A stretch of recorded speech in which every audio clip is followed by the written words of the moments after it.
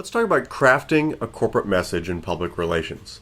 So we've gone through the advertising side, wanting people to actually buy something and take action. We've gone through journalism, where we've talked about really crafting a story and figuring out who your audience is, how you're going to tell it to them, and why it's important.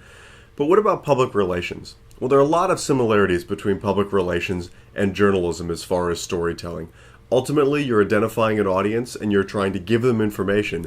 Except with public relations, you're actually trying to influence them one way or the other, usually within the interest of the company that hires you, hopefully. So in this case, let's take a company like Coca-Cola. And Coca-Cola would like to craft a message around a new product or a new service that they're doing.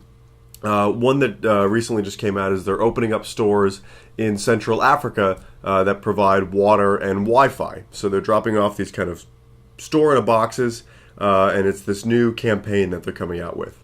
Now, a news story could go after this and say, well, is this good? Is this bad? Is it healthy for people in this area to be drinking Coca-Cola? There are all of these questions that you could ask. If you're on the side of Coca-Cola in this case, you're going to want to be spreading the message of obviously the positive effects that Coke is having on these people's lives in Africa. So you might highlight how the stores get there, how they're being a job creator or employing people in Africa, how it's providing water, essentials even like Wi-Fi into these remote areas, how it can improve safety because there's now connectivity. And some of the things you might do is you might end up hiring a production crew to go and make a documentary about this. You might hire a photographer to go photograph this. You would actually do media handouts. You would contact news organizations around the world that might want to tell this story and try and provide them with as much information as possible so that they can also tell your story.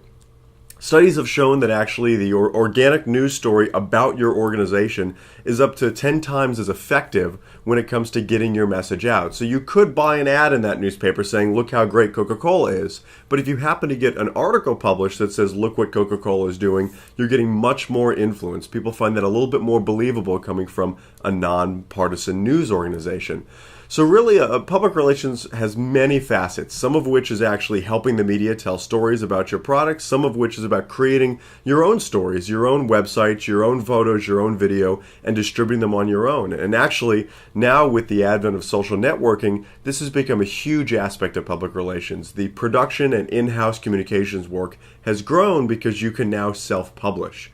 So take a story like that and see how can you really develop it and share those thoughts and convey those ideas through those same practices that you're learning in how to write short, through those same conventions that you're learning in writing a news story, except your goal in this is you're working for a client. This could be for a corporation, like you're an in-house public relations specialist within a company like Coca-Cola, or this could be you have your own firm. You're an advertising and marketing agency and public relations agency that is hired by a company like Coca-Cola to tell that story. We see this every single day. Most likely if you see something on television, especially television, any of those shows, Good Morning America, Today Show, that features a product, most of the time, this is someone from corporate communications contacting the show and pitching a story, pitching an idea, pitching something that they can do to, A, drive their own ratings and have something interesting on their show, but in the interest of the company, promote their product, and not just saying, hey, go out and buy this product, but showing how it's used and showing people using any particular product. I think a great example of this would be any of the morning shows that have the Christmas gift guides. I can almost guarantee you most of those Christmas gift guides are chosen by companies. If you've ever watched Oprah's show where she does Oprah's favorite things, it's the same thing. It's all corporate communications working together to A, offer some of those shows the best deals to feature those. Often they give the products away. They give them to the studio audience for that airtime, for that publicity to showcase their product. So in this module, you're going to do a couple things. You're going to do a discussion board post about some of your favorite corporate stories, but you're also going to rewrite your own corporate story. You're going to take a company that already has kind of a pretty well-known story. The example that I give is Apple and the Apple iPad. The Apple iPad is used for a number of things, for drawing, for sketching, for emails. But what if you had to rewrite that story? You had to go after another target audience.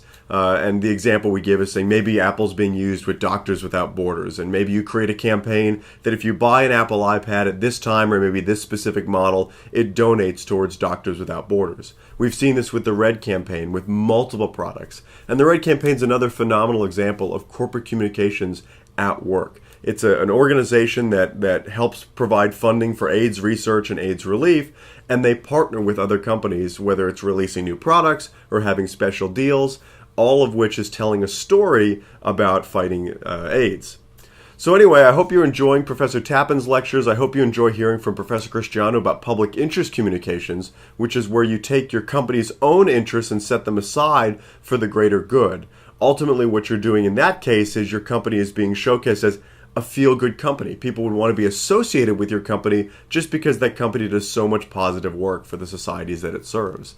So as you can see, public relations has many, many facets, from the firms to the corporations to public interest communications. It's a very diverse field, and it's actually a very young field. It's really only been around for maybe 50, 60 years, and ultimately it's just being studied to the extent where we can see some of these new fields emerging, like public interest communications. I hope you're really enjoying it so far. The contact information for Professor Tappan and Professor Cristiano will be on that page, along with all of our guest lectures, so hope you're getting a lot out of those. And you have a quiz coming up, so make sure to study for that, and make sure you stay up on the readings, and I'll see you next time.